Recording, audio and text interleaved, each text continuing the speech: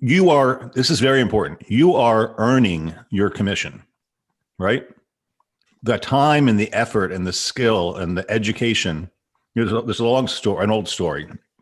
It's a commercial real estate story. I'll tell it real quick. A young guy gets in the commercial business and he's trying to get a listing to make a presentation to a building owner. And he's trying for months and he just can't get an appointment. And he finally goes to an old guy in the business and says, look, can you help me get an appointment with this guy? I'll split the deal with you. And the old guy makes one phone call and gets the appointment. And the kid says, that's not fair. All you do is make one phone call. He said, son, took me 30 years to get the experience and the context to make that one phone call. Give me my commission. Right. So a lot of, excuse me, a lot of new agents get into the business, and guys, we make a lot of money, thousands and thousands and thousands of dollars to sell in a house. And it's not the activity that you do that earns the money. It's the experience and the education and all the trials and tribulations you went through and the experience to get the job done quickly. Right. So I want you to realize that you are getting trained to do this job. You're going to make contacts. You're going to get a lot of rejection. You're going to make presentations and lose some. You're going to make presentations and win some. But all that is added up to this value proposition that we bring. Right. So you've got a lot of effort going into this point. Don't blow it. Once you get the appointment, we want to make sure you get the deal, because there's a lot of work that went in the background. So that's why we have this process for you to follow. And it might seem onerous, but be honest with yourself. You're only going on 1 or 2 or 3 listing appointments a week. Right. So spend the extra time. So let's invest in the process. Right. And the goal is to become on autopilot, right? So, if somebody said, hey, here's a listing appointment, go. You say, okay, great. Here's how I run my business. This is my process. And when it stays like that, it becomes very simplified. Where you get in trouble is when you try to reinvent yourself every time. So just promise that you're going to do it this way and you'll have a great business. So here's what we have. So this is the bulletproof listing process. So we're going to walk you through step by step. And we're not going to actually do the listing. That's the next session with me and Chris. This is the actual process to get to the point to get the actual listing. So first, I always want to start with this one. Do you really have a seller? Because there's a difference between a seller and a thinker. And there's these 3 questions. So if I'm talking with Craig and he says, you know what, why don't you come on over? I'm kind of curious what my house is worth. Why don't you come over here? Yes, I have a listing appointment. Do you? No. You have a lead that you need to go talk with to start the process and walk them down that path, right? So do they have to sell their house? Have to. And if the answer is no, Number 2, do they know where they're moving to? The answer is no. Interesting. Do you have a time frame you have to be somewhere? No. Okay. Problem. Okay. I'm not saying they're not going to become a seller, but they are not really a seller now, especially now, because if Craig tells me these answers, say, you know what, Jeff, if you can get me this price, I'm out. Where are you moving? I don't know. I'll figure it out. Well, you better figure it out instantly, because if I put your house on the market, I'm going to sell it. And then you're in a big trouble because you're going to have a 30-day close and you don't even know where you're moving and there's not much inventory on the market, right? This is a big problem. Right. So too many agents trick themselves into thinking they have a seller when they have a thinker, and you can't really do a listing presentation on a thinker because it doesn't make any sense. Because when you start the pre-qualification scripts and you go through this process, it doesn't gel, doesn't make sense. So you're better off recognizing that he's an incubation lead to hold his hand until he comes up with this idea. So what I would do with Craig, say as soon as you engage me to get this house sold, it's gone. But I can't do that to you until I know where you're moving and that you're comfortable. So let's find you a house first. Are you going to stay in the state of Florida, or are you going to move to North Carolina? Let's start there. Okay, bigger house, smaller house, condo house, waterfront, golf course, where you want to be, right? And then once he gets excited about moving somewhere, now I'll get him gone, right? Now I have 2 transactions instead of 1, and I'm not wasting my time trying to do a spa and figuring out what the pricing and all the stuff it's just not timely. It's not right yet. Right. Jeff, let me just add some clarity to this. So we're preparing you for the perfect seller. A lot of times you'll go on presentations with thinkers, right? Mm-hmm. As a lot of people really don't know where they're going to move yet.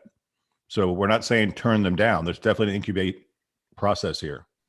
So, but we're designing the system is designed around a motivated seller that has to sell. Right. So but don't trick yourself into thinking that this is an appointment for this week, is my point. Right. right? You're a great lead. I'm going to follow up with you.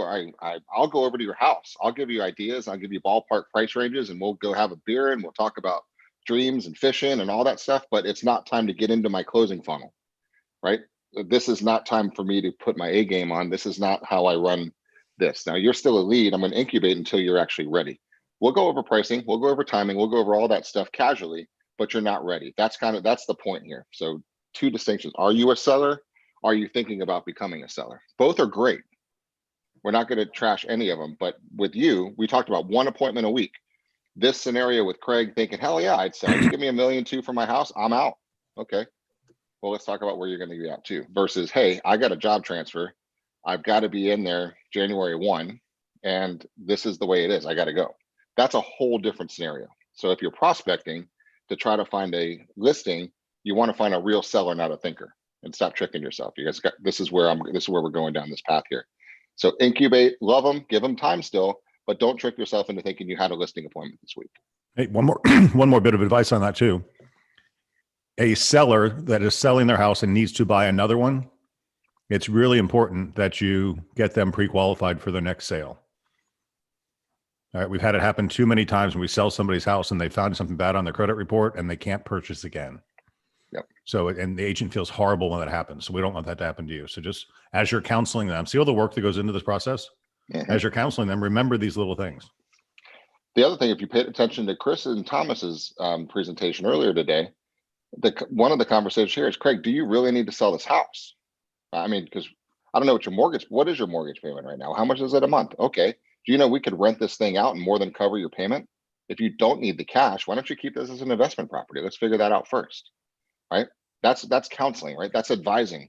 And he may know that, but he hadn't maybe thought about that one because, Craig, it's not going to really hurt your debt to income ratio because it's actually going to be a positive cash flow if we have a lease and it's rented out before you buy your next house. So you want to explore that? Why don't you talk to my mortgage guy? Let's figure out what's the best scenario for you.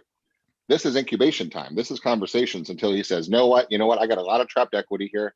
I'm going to take it down. I'm going to buy that lot on the corner with the better view. And this is what I'm going to go do. I'm going to build myself a house. Great. Okay. Let's go forward. Now you're a seller. Let's get moving. Okay. So foundation work. So if we're working together, if you say, hey, I got a listing, great. Do they have to sell? Do they know where they're moving? Do they have a time frame? You don't have a seller. You have a thinker. Follow up until they're ready. Go find another one. Right? And the pressure's off. Now you're not presenting. You're just helping them dream. Yeah, you're chatting. You're hanging out. So the steps to a listing is once they answer yes to those 3 questions, now it's game time. And now it's time to actually go present. Now it's time to actually go sell. So here's the process. Prospect until you find an appointment. Then we're going to pre-qualify. I'm going to break these down. We're going to go slide by slide on these ones. So I'm just going to go quickly through the steps to walk you through it. Pre-qualify them. We're going to preview the house. Wait to see what we're going to do on the previews, guys. A lot of the stuff, some of this is new for even our agents today too. Complete the spa, go do the listing and pricing presentation, write the listing agreement, turn in the paperwork, and then celebrate, right? So that's the step. So I'm going to dissect these with you. So it's the 6 Ps, make notes, write this down. It's practice, prospect, pre-qualify, prepare, present, and process. That's it.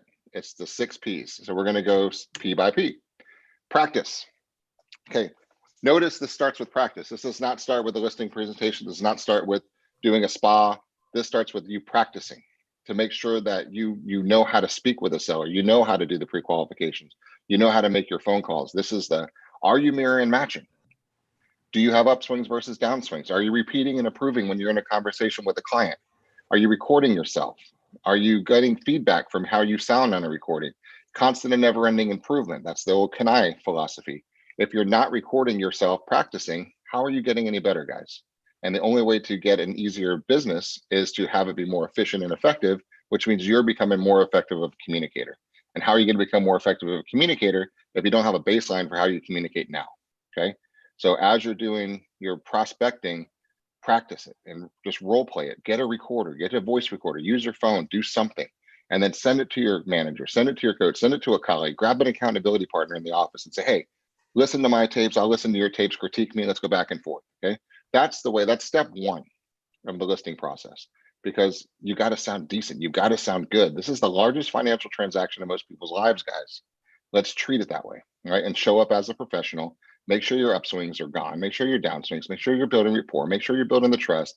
Are they D's? Are they I's? Are they S's? Are they C's? Are they visual, auditory, kinesthetic? That's the entire first day yesterday of Next Level You, is getting that foundation in. So now when it's showtime, you're able to actually really show up with your A game. So there's no question whether you're the professional they should hire. Okay. So that's P number one on that. How much time, let me ask you, Craig, how much time do you think should be spent on P1? Probably 30 minutes a day. In your schedule, blocked out, say, all right, I'm going to be working on absentee owners. Let's go. Hey, how you doing? My name is Jeff Vegas. I'm from this, and I know you live in Chicago, and I was kind of curious what's going on with your property down here in the House in the Drive. Whatever it is that you're going to say over and over and over and over and over. Practice before you prospect.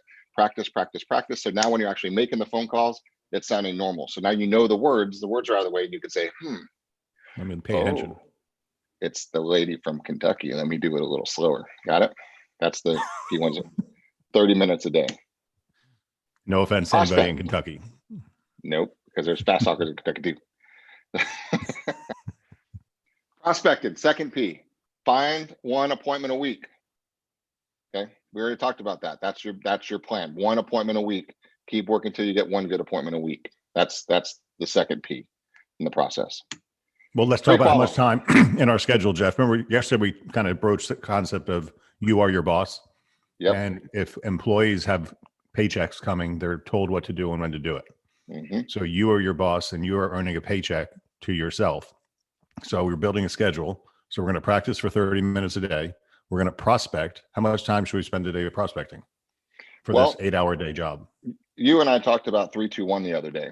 Mm-hmm. Now let's talk about that for a second, because this is something from the original, the Mike Ferry days, right? It's 3-2-1. Is 3 hours a day looking for new business. If you need business right now, what else do you have to do? Right? Block out 3 hours a day and talk to people. Right? Have real estate conversations. 3 hours a day. Your goal is to get 2 good appointment leads, and the goal is to get 1 good appointment. Now that's a day, right? I'm talking, you're gonna be making a couple $100,000 a year following this schedule. So I'm even okay with this as you're just going to your next level to add an extra 1 or 2 transactions a month. Do 3-2-1 a week, right? If you honestly set aside 3 solid hours a week to get 2 good appointments set, so you go on 1 appointment, that's success, right?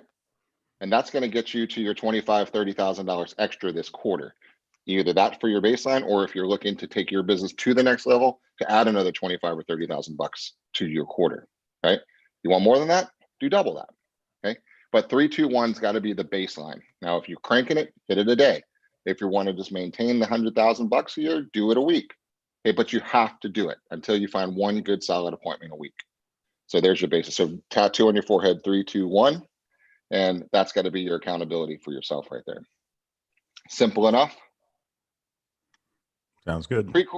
Pre-qualify is the third one. We're not going to hit pre-qualifying in depth now, because Chris and I are going to go through the pre-qualifying script and the listing presentation in the next session for the entire hour, right? So, but you have to pre-qualify. And part of the pre-qualify, which Craig and I are going to spend a lot of time, is this part, okay?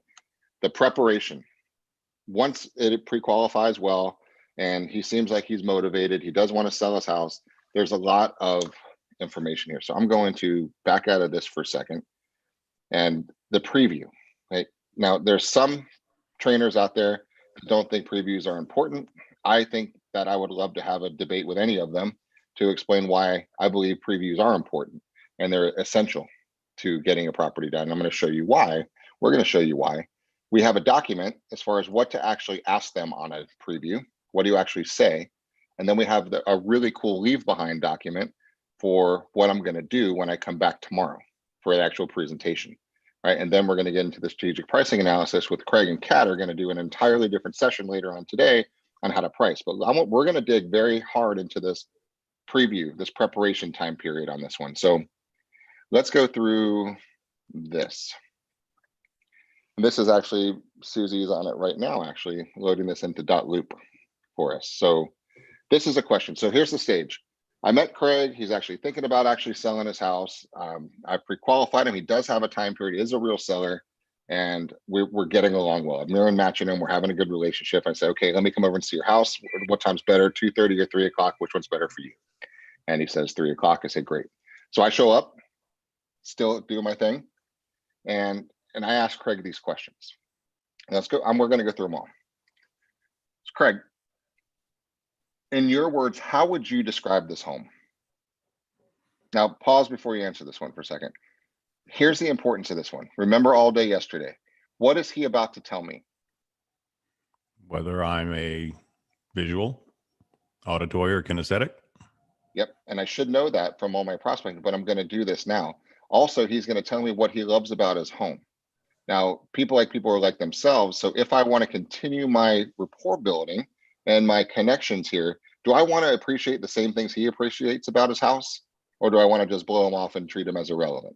Okay. When I write my MLS descriptions, do you think he's going to appreciate me highlighting the things that are important to him? Right. Or just making things up that may or may not be important to him. Right. So these are the things just to strengthen our relationship. So Craig, in your words, how would you describe your home for me? Oh, it's a lushly landscaped waterfront pool home, recently updated. Little trick question there. Okay. Good deal. Yeah, keep going. Right. So lushly landscaping, waterfront pool home, recently landscaping, recently renovated. It's got a badass kitchen. Badass kitchen. Excellent. 4 bedrooms and an office and a 6-car garage. 4 beds, office, and a 6-car garage. Fantastic. Okay. Now, why did you select this home? What sold you on it? Why did your other homes, you built yours, but let's say it's from a resale. Oh. Let's say yours is a resale. When I walked into the home, the view straight out from the staircase out to the canal was spectacular. Okay. So when you first walked in, notice repeating and approving, guys. This is what we're talking about in practice here. So when you first walked in, the view outside that staircase was what did it for you. Okay. So that was it. That was pretty much, that's what sold you. Yeah. And the proximity to the bay. And the proximity to the bay. Okay, cool. That's probably what the next buyer is going to feel as well too. Thanks for sharing that with me. What did you enjoy most about living here? The neighborhood is really safe. I didn't have to worry about the kids. Guarded 24 hours a day. Very secure. Street lights. Neighborhood's very safe. Gate secure. Never have to worry about the kids. Gated 24-hour street lights. Perfect. What do you think the biggest drawback is right now? It's 20 years old and the windows and roof are nearing the end of their useful life. Okay. 20 years old, windows and roof nearing the end of their useful life. Okay. Got it, guys. You see what I'm doing? I'm repeating back everything he's saying because psychologically he's like, God, he's got this. Okay. First of all, those of you who've been doing business for a long time, how many agents are doing this? There's your answer. Okay. What do you think the best feature of the property is, Craig? Probably the kitchen. Probably the kitchen. But the pool and the dock are pretty awesome too. Kitchen, pool, dock are pretty awesome too. I agree with that. What's the most recent upgrade? You said recent renovations. What's the most recent upgrade you've done? It's going to be painted next week and it's got new railings coming. Painted next week and you've got new railings. Wow. So the most recent is next week in the future. I love it. So you're really doing it. Okay. What's the approximate age of the roof now, Craig? It's the original 20 years. Original 20 years. Okay. How old are your guys? Appliances? This is important on this part because I have these problems a lot with agents. We read an MLS description and it says new AC.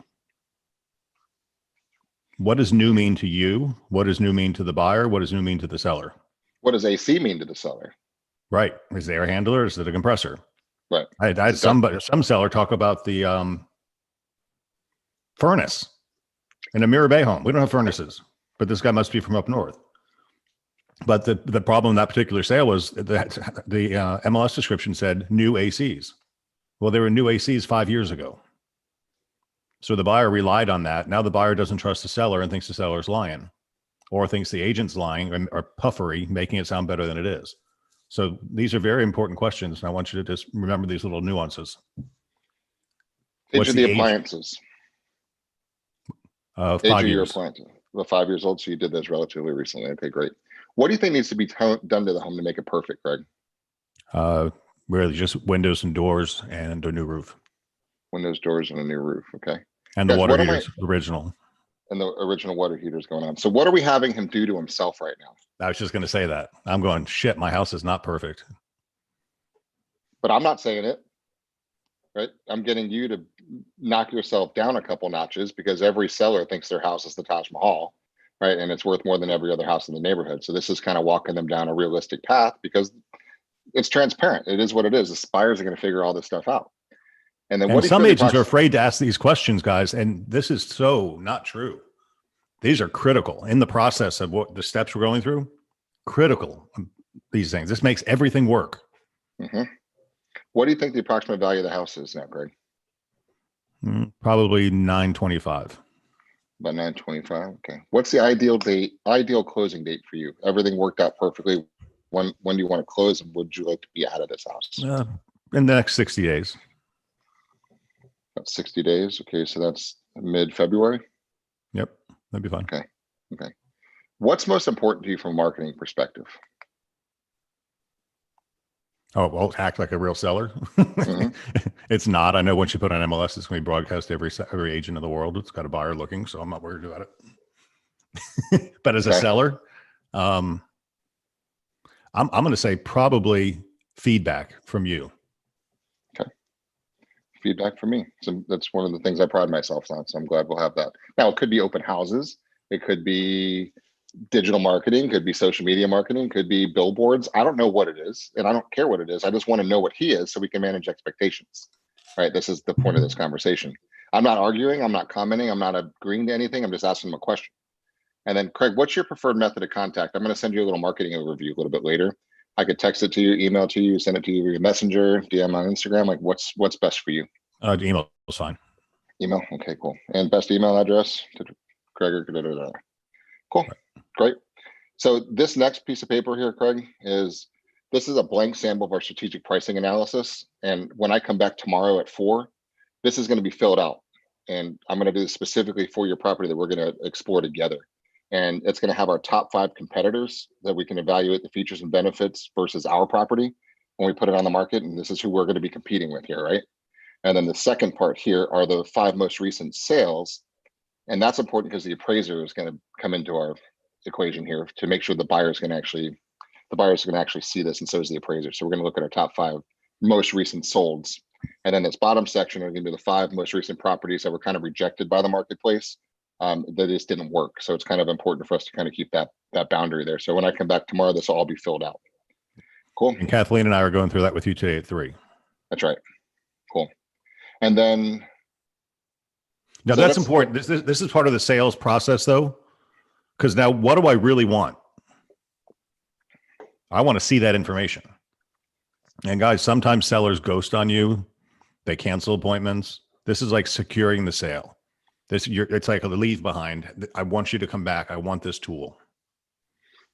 And this is work. This is real work. I mean, you're going to put some effort into this process if you're doing a good job for the client.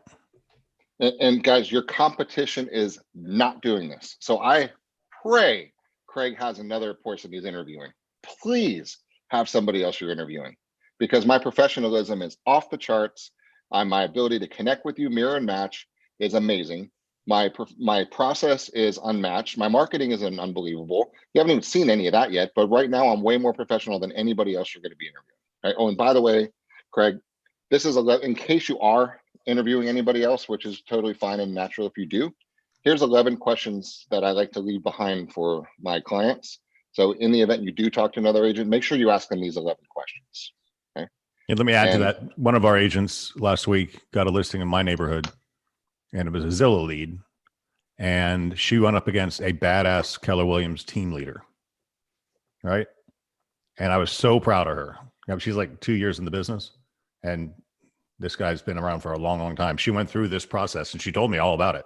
And guess what? He didn't do any of this. And the seller already told our agent that they were going with the other guy.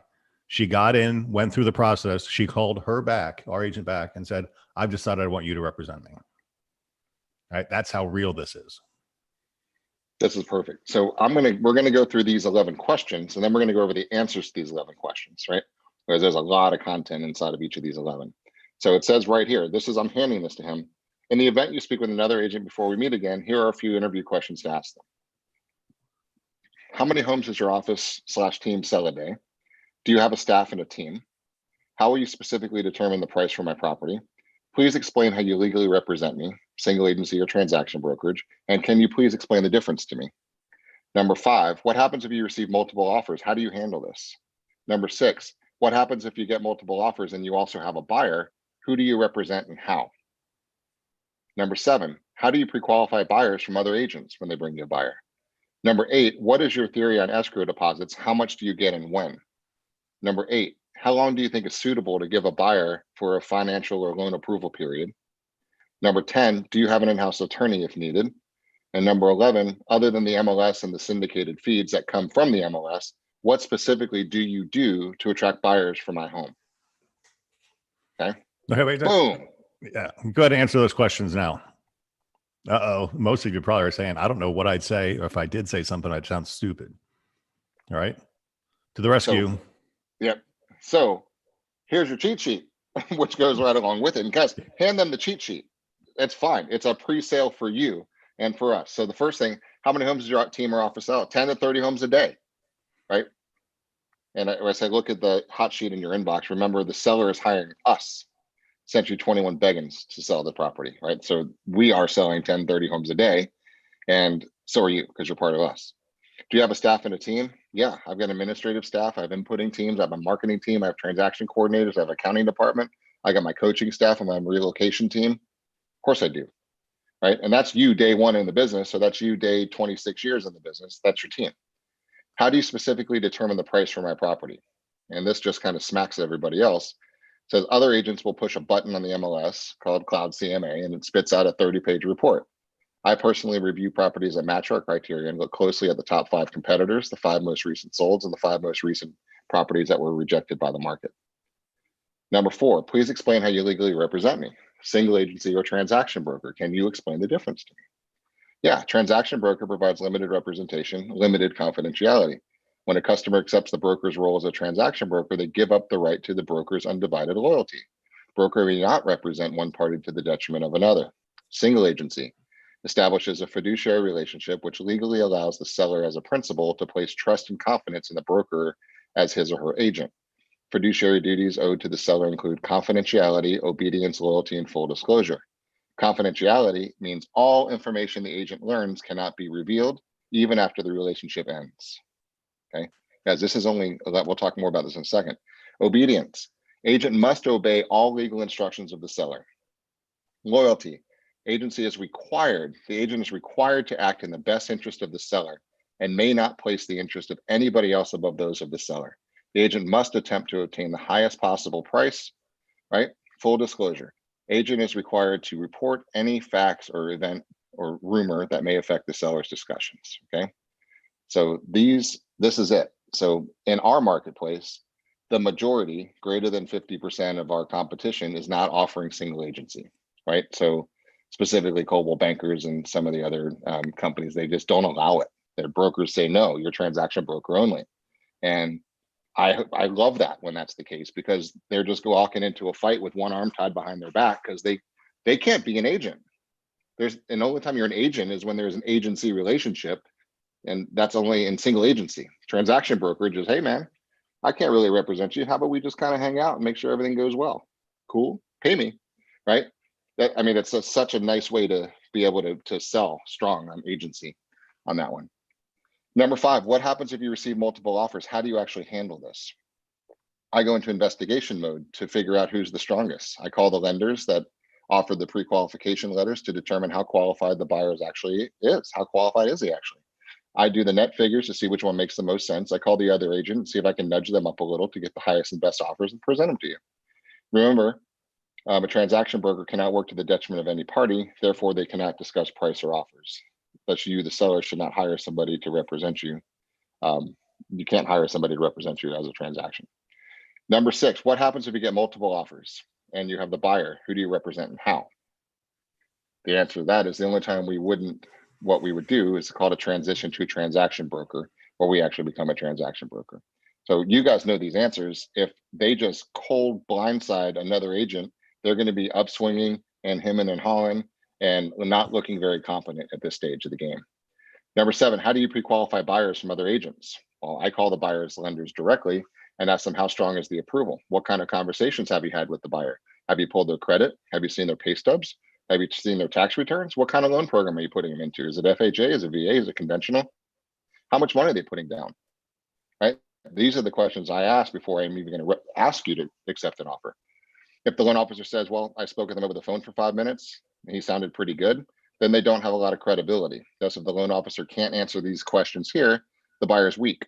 And why would I ask my seller to take an asset off the market? I'm not going to advise my seller to accept that weak offer.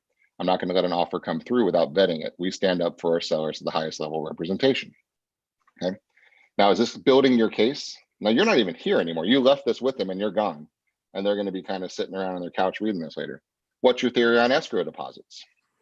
How much and when? We want to see if the buyer has, we want to see the buyer have skin in the game. I want to know if the buyer really wants your house, and we want 10%. A $500 escrow is worthless, especially when I've already spoken to the buyer's lender and they're in a 20% down loan program and they say they have the money. Show it. If you don't want to show it, then we don't feel comfortable asking our seller to take their asset off the market.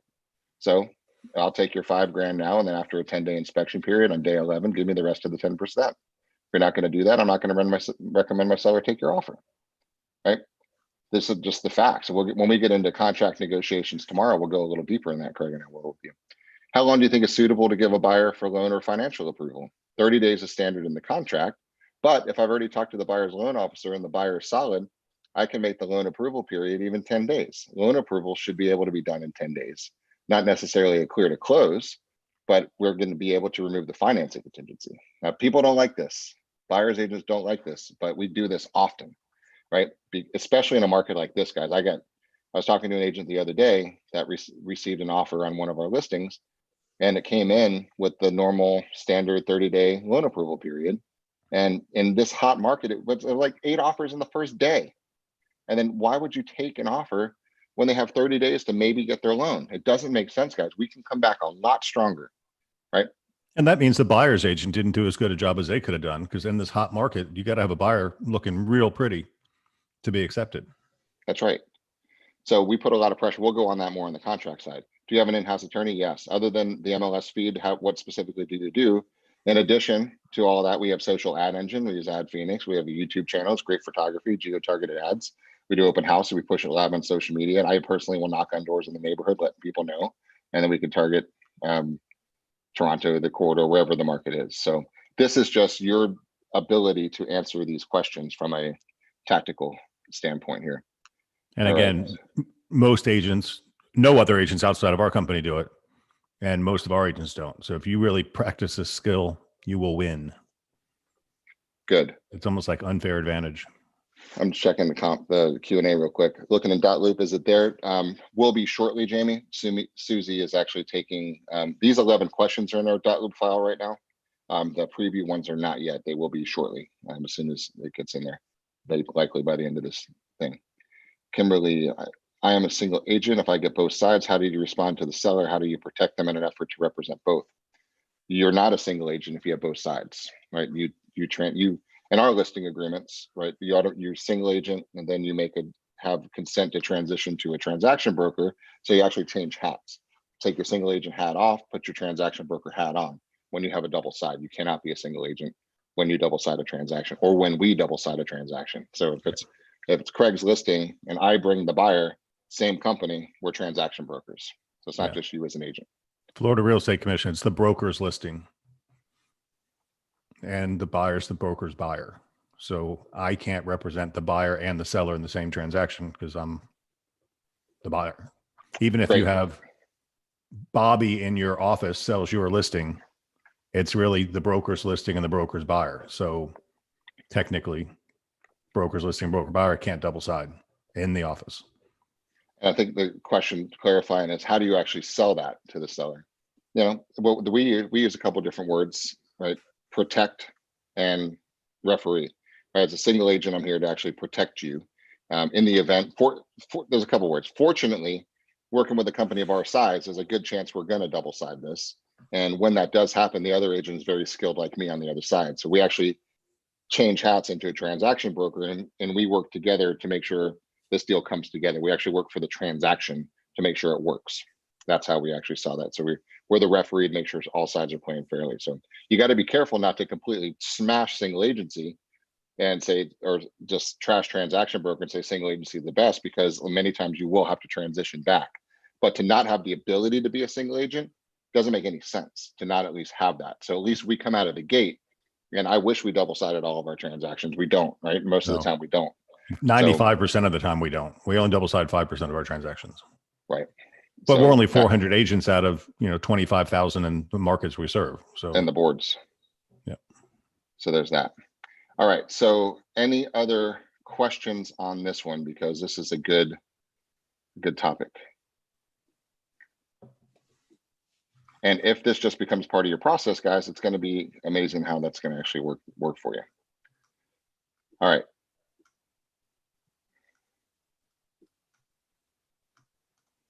Move this bar out of our way here. So that's where we're going to, what to ask, the documents, what to ask, what to leave behind with the 11 questions. Then you're going to go over your strategic pricing analysis, the blank one there. And then the next stop is the actual presentation. You're not going to even think about a presentation until you've done all of these steps. So think back for a second to how far we've come. You found a lead somewhere, right? I don't know where you found the lead, from some of your prospecting. And then you follow it up with that lead, because normally you don't just talk to somebody the first time and they say, oh my God, I'm so glad you called, come over and list my house. There's normally some follow-up involved. Normally, how many times you have to follow up with somebody, Greg? I'm reading chats right now. Seven. That's the answer. 7 follow-ups in order to get an appointment. So just get into your mind, you get a lead now, you're probably going to have to follow up with them 7 different times before you actually get into the living room, right? So 7 different times I've had to mirror and match, to talk with you, to think about you, to build rapport, to find some connection points, to understand, are you a DNI and SRC, visual, auditory, kinesthetic, relate with you. Then I follow up with you next week. Then I follow up with you next week, follow up with you next week, follow up with you next week, follow up with you next week. And finally you said, you know what? I decided we're going to move to South Carolina and I'm ready. Come on over. And then now they already like you. They already trust you. They already know you're good at what you do. So now all you have to do is just show up and not screw it up. And that's why this process is so important. Say, great, let me show you how I run a business. The first thing I'm going to do is come over and take a look at your house. Then while you're at the house, you're going to say, here's a couple questions I need to ask you. Here's 11 questions I want you to think about and ask any other agents you talk to. And then I'll see you tomorrow at 4. Right, guys, you're not going to not get this listing. It's over. You're looking so much better than everybody else is on that one there. Jeff, Kimberly had a question that I think we should just dive into one more. It says, when I have both sides in transition, how do I secure the seller I'm protecting them while representing the buyer also? We got to get these words out. Yes. You're not representing the buyer. You're not representing the seller. First of all, our listing agreement creates the agency relationship. It says we're a single agent with consent to transition to transaction broker. So we've already been given the permission to switch. When we meet a buyer in Florida, first contact, you're presumed to be a transaction broker. So you're only going to represent a buyer if you have them sign a single agency representation form, right? And if you have them sign a single agency representation form, then you can't show any of our listings because we're already representing our seller. So if you're going to take a buyer on as a single agent, have them sign a single agent form and then sign the consent to transition so you can show them our listings. And you're just going to change, the role goes from protector to referee. And that's really the easiest way to say it. But once again, it only happens like in our company 5% of the time. Right. But remember, it's not you, and I'm not being facetious here. It's not you, it's the brokerage. Century 21 has the agency relationship with the seller. Century 21 has the agency relationship with the buyer if we sign them up. It's not you, it's the brokerage. So anybody, and the Indian Rocks Beach office comes to the Apollo Beach market, it's still Baggins Enterprises, the broker. So you can't double side inside the company. Very good point. Terminology is very important here. And so you just have to know how to do that. And also those who are watching outside of the state of Florida, this is Florida law we're talking about. Yeah, and please. This is just our single agency versus transaction brokerage on there. But guys, this is really important because if you think about your last couple listing presentations, if you didn't bring up agency, you're lucky you got the listing, right? Because this is one of the cards that's so important. And the vast majority of people don't even bring it up. Say, and you can't explain it. Right. So I love it if you go on a presentation and, so you did interview somebody else. Great. How do they represent you? What do they kind of talk about? Are they single agents or transaction brokerage? right? You're going to get a blank look from their face. So what are you talking about? Oh, I'm not surprised. That must mean they're a transaction broker. Let me share with you the difference. Here's one of the things, right? And then we go through our listing presentation video, which we're actually going to go through in the next session on this one, right? So this is the point, guys. So it is a process. Right? It has to be done. And we're going to say it strongly. It has to be done this way, because if it's not, then you're going to be spinning your brain out trying to figure out how to do it next time. And then when you're thinking about how to do something, you can't pay attention to your customer. You can't pay attention that they're nodding their head. You can't pay attention to, if I'm doing a listing presentation with Craig on Zoom, right? He's leaning in a little bit. He's like this on his own. He's moving like this, all peripheral vision. He's just kind of doing this thing. I can't pay attention to how he is, or if I'm worrying about what I'm going to say next, right? It doesn't make any sense. You've got to go on autopilot. So this is how I run my business. If you're ready to sell your house, this is what I'm going to do. I've got a pre-qualification script. I'm going to ask you these questions. I'm going to come see your house. I'm going to ask you these questions when I'm at your house, right? I'm going to leave these 11 questions with you. I'm going to go do my strategic pricing analysis, and I'm going to come over tomorrow. I'm going to do my pricing presentation. You're going to sign the contract or you're not. Next. And then you don't need every deal. You're going to get one appointment a week, and you're going to get some and you're not going to get some. And it doesn't matter. It's that simple. The more you practice, the more you'll get. Common sense. Right. Okay. So what do you, from your perspective, Craig, what do you see most people messing up from a listing when you see agents not getting listings? I think most of the time we're not auditioning for a listing. We're walking in as a laydown. It's a friend of the family or highly recommended somebody, and we go in there and we just bumble it. And that, I think, is the worst thing we could do. If you treat every presentation as professional, even for your sister, then the referral comes from the heart. You got to work with Jeff. He did an amazing job for me. Is much better than you got to work with Jeff. He's my brother, right? So you treat everybody with the process and everything flows. But really, there's not a lot of real estate agents out there that are hammering the prospecting game. If there were, we'd have a lot more listings. All right. So I think the biggest problem is we're not actively going out after it. They're falling. I had a conversation with an agent this morning. Said most of my listings have been falling in my lap, but this has motivated me to go out to find new ones now, which is exactly why we're doing this. And guys, the point of prospecting is to have the luxury of choice, right? Because if I'm prospecting and I'm finding 4 people this week that might want to sell their house, I can afford to be picky and choosy, right? I can decide whether or not I want you as my client.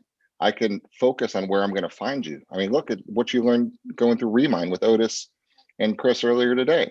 I could just focus on $700,000 and up properties only that are absentee owners from out of state and look them up on Remind and Forewarn and do nothing but prospect $700,000 and up properties in my county, right? Therefore, I would never go on a presentation to get a listing that was under 700,000 bucks. That's the choice I have on my business, right? I could say waterfront only. I could say lots of equity only. I could say, you have such an opportunity when you're in control, right? If you're just at the mercy of whatever comes your way, you're going to get a $120,000 townhouse here and a single family over there, then a condo across town that's $250,000, and then something over there that's $79,000, and a vacant piece of land over here, which it's aggravating. How are you going to learn all that? How are you going to be good at all of that? How are you going to be good at a $72,000 lot and an $850,000 waterfront house and a 1.2 condo and a $112,000 townhouse? I mean, how can you be an expert on any one of all of those? You can't. Now, if you just got so dialed in on your niche and said, I'm going to work in the Champions Gate neighborhood only, and you said, that's my stake in the ground, that's all I'm going to be good at, and I'm going to know everybody that lives in this specific neighborhood. I'm going to take 400 of them, and that's my world. That's it. I'm going to know all 400. They're going to know me. By the end of Q1, I will be the go-to resource for anything for anybody in that marketplace. You see what we're talking about here, guys? Then you just go all in, go see everything that's on the market. Go see every agent that has out there. Go visit every open house. Go to every community event. Just get in there. And then when you find a lead, say, this is how I run my business, because you're going to be known as the expert and they're going to be lucky to have you because you're good. They like you, you're good at what you do, and they know that you care about them. That's the whole beauty of this. And then you go all deep. And guys, if they don't want to follow your process, next. What if they say, Craig, thanks for coming over. What I'm talking to a couple agents. How much are you going to list my house for? Why don't you come over to, what's your price? So-and-so from Remax told me they listed for 3.5% and they can get me 280. How much is your commission and what are you going to get? How much are you going to list my home for? Hey, that example I gave you earlier, it was Carolina. That other agent told her over the phone that he could probably get about 600 for her house. Never saw it. Had no idea the condition of it is. Guess what we listed it for? 540. She bought it in February for 470. And at full commission. And a full commission. Right. This is, let's talk about that for a second too, because we had another agent, not like last week, who said, hey, you know, I got this listing and the seller really wants me to take it at 4%. Can we do that? And let's talk about this for a second, because I think this is a really important thing to stand your ground. Yes, and to bring your value, right? No matter where you are. So our particular business model is we charge 3% on the listing and marketing side, and the prevailing rate on the marketing and the buyer side, which is typically 3%. Okay. If everybody's at 2.5 in the building, yeah, you could do it. But why? If you don't have to, right? Why wouldn't you pay 3 and beat everybody else out? The commission is a motivating factor in the sale, not a determinant detriment. That's right. So this example, this is important because could we take it? Probably. Do we take them? No. And here's why, because it's not in your best interest to do so. But Remax said they take it at 4%. Well, let me tell you why that makes me nervous, right? Because if we do that, let's say we did. If we do that, this is what is going to happen on the other side. Let's pretend you're an agent and you go into the MLS and you look for houses in this neighborhood and you look and there's 3%, 3%, 2.5, 2.5, 3%, 2.5, 2.5, 3, 2, right? Naturally, we just pissed off everybody in the real estate community. And is that how you want to start the process off? I mean, they're going to do everything in their power to make sure we're the very last house they show. Is that really what you want to do? Why don't you pay 3.5% and attract all the people to push your house more than anybody else's? Now we're talking. So it's a $300,000 listing. What's half a point? $1,500. You're going to risk pissing off the entire brokerage community over $1,500. You guys know you feel shitty when somebody only pays you 2 or 2.5%. And then you want to do what on the other side? No. Our standards are better than that. Plus, I want you to remember, just like I said earlier in the show, you earn this. Look at, you're sitting through hours and hours of training and you're learning processes to follow and you're learning skills to demonstrate your proficiency, right? And the experience that you bring to the transaction is worth 3%. And if you don't feel that, then practice more until you do feel it, right? Because that's a strong agent. Doesn't go. Danya Perry's #1 Century 20 agent in the world, right? I don't know, Jeff. Does she cut her commission? I shouldn't ask that question, huh? Yeah, we don't talk about other agents in negative lights on this one. Well, I would suspect she doesn't cut her commission. I mean, if I walked around and said I'm the #1 agent in the world, you want me to cut my commission? No way. Yeah. Pretend you're the #1 agent in the world. So yeah, Karma's talking about 3%, but to listen to what Craig just said though, $1,500. You need to be talking to your sellers. This is a strategy, right? We're sitting at the table with them, thinking about how we're going to market our property collectively here, right? So let's look at what everybody else is offering in the marketplace. We charge our 3. That's not a negotiable issue, right? The question is, what are we going to charge? What are we going to offer on the buyer side? Right, we're going to be just like everybody else, which is fine. Or why don't we be a little bit better than everybody else and throw an extra half a point out there? Hey, some of our top agents are charging 6.5 or 7. Yeah, they are. Just for that reason. If I was to sell my house, I'd have a selling higher than, I'd probably put a 4 or 5% selling commission on my house because I want all the agents clamoring over it. So it's going to cost me what, $16,000 more? I bet I get 25,000 more for my house, right? Leanne said, how can she get these forms? She's not connected to our .loop. Leanne, just email the person who invited you the link here. It'd be Mike Puma, and he can send you those. Yeah. Okay. Jeff, my brother, I love you. There's one more P in this process that we skipped. Process. Ah. That's the next one. Yeah. Let's talk about it. We always laugh because Jeff doesn't like the paperwork parts of stuff. But it. once you get your listing agreement signed, you got to process the paperwork. Now, ideally, you'll see some of this in later sessions, but Loop is an amazing platform, and the way we serve it up to you makes it pretty simple. Yep. So ideally, everything will be done in Loop. It'd be created. The seller's going to get the email. They're going to sign in person on your phone, or they're going to tap on their laptop screen, and then you're going to submit for review, right? And that's really the process for that. But prior proper planning yields positive results. Following this process all the way through, from practice through process, will really it'll take all the stress out of your life, right? So we put the mandatory placeholders in there for you. And when you go through, like, for example, when you're creating your pre-listing package, right? We know we're going to need the tax records. So just download the tax records, turn them into a PDF, and put it in the loop, right? And then when you're ready, they sign it, you just submit for review, and everything goes.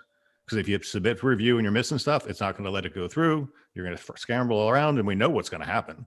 So just learn these processes as we teach them to you and follow them. It'll work wonderfully. And it's we're your team, guys. So the admin staff, when you hit submit for review, goes into a magic world, but really great people receive that, and they check to make sure the I's are dotted, the T's are crossed, all the disclosures are done, everything's filled out properly, so you don't get fined, we don't get sued, and everybody got the best real estate experience we could deliver, right? And that's amazing. We also have the transaction coordinators, right, for $160, right, a variable cost that you pay at closing if and when the deal closes. If it doesn't, you don't, right? That will prepare all these documents for you and submit them for you, so you can actually do what you need to go do, is find more business, right? So many of you are taking advantage of that system and just doing what you do best, which is go get some more deals, right? So then, guys, this is your team. This is what we do as your business partners, is make sure that everything is done the right way. Because what you bring to the team are the people we don't know, your sphere, your tribe, and your energy, right? And your ability to go talk with people that we don't have the time to go talk with. What we bring is all of what we're bringing now, plus all of your back end, plus the empower, educate, the encourage, the ongoing staff, the support, the compliance, and the guidance, and everything along the way as your partners, right? So take advantage of all of this stuff and do it, right? So the P, that's the final P, but that's the most important P, because if you don't get it done right, then what's the whole point? So, and there's also some compliance issues we should probably just address. A listing has to be put into the MLS within 48 hours of being signed, right? So that's just proper to do it that way. And if it's going to take longer than 48 hours, the MLS wants, and it's a big issue right now, the MLS does not want us publicly marketing any listing until it's on the MLS. And it's self-regulating, policed by agents, and there's a big fine involved. So the old days of, you get the listing, keep it in your pocket, and just tell people about it, put it on Facebook before it goes live. No. It's against National Association of Realtors rules under the clear cooperation policy. And we haven't actually been busted on it yet, but I know somebody will. But we've had a lot of trainings on that too. So no public marketing of a listing. That means not a flyer in the office window, not a post on Facebook, because if an agent sees it and it's not on the MLS, they can report you, and it's an automatic fine. That's right. Consider yourselves warned. That's right. So we had practice, prospect, prepare, right? And inside prepare, we had the preview, we had the 11 questions, and then we had present, and then we had the process. So that is the system. And the problem with the system is you have a system when you drive your car, right? We always talk about that. If you don't sit in your car and put your foot on the brake before you turn your key or push the start button, your car won't start. You can't put it into gear without your foot on the brake, right? You can't change gears without your foot. All these little things that you just had to learn now are on autopilot, but it's a system. And if you miss a step, you don't go anywhere. So the problem with this business is if you miss any of these steps, you're just not going to go anywhere. And the moment you just automate this one and systematize it, just every single time, this is how you run your business, you're going to do great. And you're never going to miss a beat, and people are going to appreciate your professionalism. So this is how we simplify, guys. This is the simple bulletproof listing process that will absolutely work. And so that's our point. Get one appointment a week that you can walk through this process, and you're golden. That's what we were covering there today, and we're right on time on that. We've got a couple minutes Q&A. Any Barton other questions? said, what about coming on market? Nope. No public market. This is a Florida rule. No, this is a National Association of Realtors rule. So whatever state you're in, no public marketing of a listing unless it's on the MLS. That's being challenged by the Department of Justice right now. They filed a lawsuit against NAR for restraint of trade. So we'll see how that holds up. But right now, there's a clear cooperation policy in effect for the National Association of Realtors, of which we're all a member if we're a member of the board. So cool. All right. Any other questions coming in? All right. So guys, I'm going to tell you, stay engaged, because Jeff and Chris are going to blow your mind with the listing presentation. It's an 8-minute presentation when the steps are followed. The days of, you've heard people talk about the 2 or 3 hour listing presentation.